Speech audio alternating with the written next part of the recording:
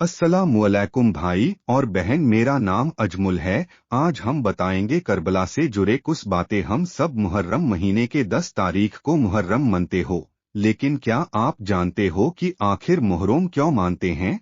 आज हम आपको वो ही कहेंगे दोस्तों। अगर आपको जानकारी आसान लगे तो लाइक, शेयर और सब्सक्राइब करना दोस्तों। इस्लामिक कैलेंडर के मुताबिक नए साल की शुरुआत मुहर्रम के महीने से होती है। शिया मुसलमानों के लिए ये महीना बेहद गम भरा होता है। जब भी मुहर्रम की बात होती है तो सबसे पहले जिक्र करबला का किया जाता है।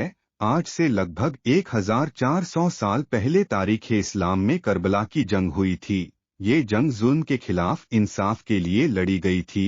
इस जंग में पैगंबर मोहम्मद के नवासे इमाम हुसैन और उनके 72 साथी शहीद हो गए थे। इसलिए कहा जाता है, हर करबला के बाद इस्लाम जिंदा होता है। इस्लाम की जहां से शुरुआत हुई, मदीना से कुछ दूरी पर मुआविया नामक शासक का दौर था। मुआविया के इंतकाल के बाद शाही वारिस के रूप में उनके बेटे यजीद को शाही गद्दी पर बैठने का मौका मिला। लोगों के दिलों में बादशाह यजीद का इतना खौफ था कि लोग यजीद के नाम से ही कांप उठते थे। पैगंबर मोहम्मद की वफात के बाद यजीद इस्लाम को अपने तरीके से चलाना चाहता था, जिसके लिए यजीद ने पैगंबर मोहम्मद के नवासे इमाम हुसैन को उसके मुताबिक चलने को कहा और खुद को उनके खलीफे के रूप में स्वीकार करने के लिए कहा। यजीद को लगता था कि अगर इमाम हुसैन उसे अपना खलीफा मान लेंगे तो इस्लाम और इस्लाम के मानने वालों पर वह राज कर सकेगा।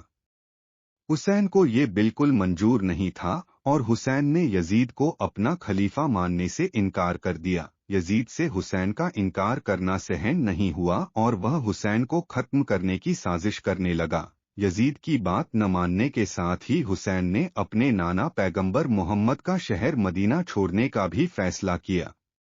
मुहर्रम की दूसरी तारीख को जब हुसैन करबला पहुंचे तो उस समय उनके साथ एक छोटा सा लश्कर था, जिसमें औरतों से लेकर छोटे बच्चों तक कुल मिलाकर 72 लोग शामिल थे। इसी दौरान करबला के पास यजीद ने इमाम हुसैन के काफिले को घेर लिया और खुद को खलीफा मानने के लिए उन्हें मजबूर किया। लेकिन हुसैन ने यजीद को खलीफा मानने से इनकार कर दिया। हुसैन के करबला पहुंचने के बाद मुहर्रम की 7 तारीख को इमाम हुसैन के पास खाने पीने की जितनी भी चीजें थीं वे सभी खत्म हो चुकी थीं। ये देखकर यजीद ने हुसैन के लश्कर का पानी भी बंद कर दिया। मुहर्रम की 7 तारीख से 10 तारीख तक इमाम हुसैन और उनके काफिले के लोग भूखे प्यासे रहे, लेकिन इमाम हुसैन सब्र से काम लेते रहे और जंग को टालते रहे। हर ढलते दिन के साथ यजीद के जुल्म बढ़ते ही जा रहे थे। ये देखने के बाद इमाम हुसैन ने अपने काफिले में मौजूद लोगों को वहां से चले जाने के लिए कहा, लेकिन कोई भी हुसैन को छोड़कर वहां से नहीं गया। मुहर्रम की 10 तारीख को यजीद की फौज ने हुसैन और उनके साथियों पर हमला कर दिया। यजीद बहुत ताकतवर था। यजीद के पास हथियार, खंजर, तलवारें थीं, जबकि हुसैन के काफिले में सिर्फ 72 लोग ही थे।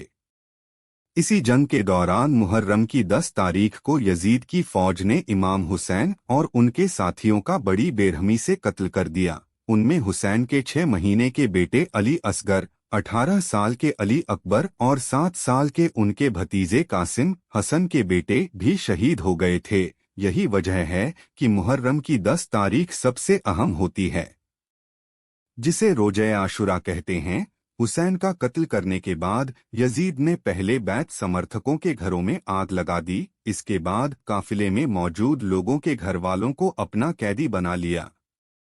करबला में इस्लाम के हित में जंग करते हुए इमाम हुसैन और उनके परिवार के लोग मुहर्रम की 10 तारीख को शहीद हुए थे। हुसैन की उसी कुर्बानी को याद करते हुए मुहर्रम की 10 तारीख को मुसलमान अलग अलग तरीकों से गम जाहिर करते हैं। शिया लोग अपना गम जाहिर करने के लिए मातम करते हैं, मजलिस पढ़ते हैं।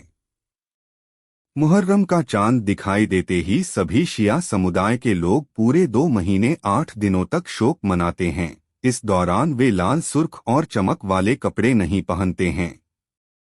इन दिनों ज्यादातर काले रंग के ही कपड़े पहने जाते हैं। मुहर्रम के पूरे महीने शिया मुस्लिम किसी तरह की कोई खुशी नहीं मनाते हैं और न उनके घरों में 2 महीने 8 दिन तक कोई शादियां होती हैं। वे किसी अन्य की शादी या खुशी के किसी मौके पर भी शरीक नहीं होते हैं। शिया महिलाएं और लड़कियां पूरे 2 महीने 8 दिन के लिए सभी श्रृंगार की चीजों से दूरी बना लेती हैं। वहीं सुन्नी मुस्लिम नमाज और रोजे के साथ इस महीने के मनाते हैं, जबकि कुछ सुन्नी समुदाय के लोग मजलिस और ताजियादारी भी करते हैं। हालांकि सुन्नी समुदाय में देवबंदी फिरके के लोग ताजियादारी के खिलाफ हैं। दोस्तों, वीडियो लगा तो चैनल को सब्सक्राइब करना। धन्यवाद।